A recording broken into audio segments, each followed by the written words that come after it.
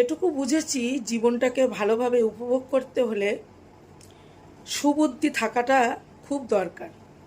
সুবুদ্ধি মানে সততা, সদ্বুদ্ধি থাকাটা খুব দরকার প্রত্যেকটা মানুষের জন্য।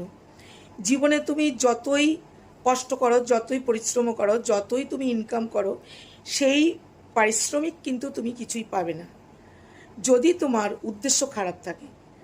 আর তুমি যত কষ্টই করো না কেন, যত খাটনি করো, যত টাকাই ইনকাম করো, সেই টাকা কিন্তু একদিন না একদিন সেই টাকা কিন্তু নষ্ট হয়ে যাবে, সেই টাকা থাকবে না। কারণ মানুষের কষ্ট পরিশ্রমের পিছনে যদি সততা আর সদ্বুদ্ধি না থাকে, উদ্দেশ্য ভালো না থাকে, তাহলে কিন্তু সেটা মানুষের চিরস্থায়ী থাকে না।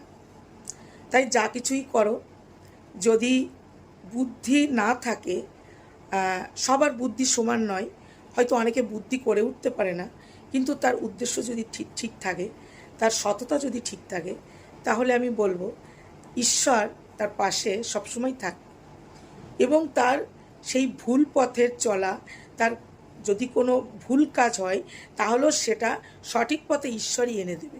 কারণ তার উদ্দেশ্যটা সঠিক এবং তার বুদ্ধিটা সুবুদ্ধি এবং সদ্বুদ্ধি, সততা নিয়ে সে কোনো কাজ করতে গেছিল। তাই নিজের বুদ্ধি যদি কোথাও ভুল হয়, তাহলেও কিন্তু ঈশ্বর তাকে সেই পথ ঠিক দেখিয়ে দেবে, এটা আমার বিশ্বাস। তাই আপনি যত কষ্টই করুন, যত খাটনি করুন, জীবনে চলার পথে শুধু সততাটা ঠিক রাখাটা খুব দরকার।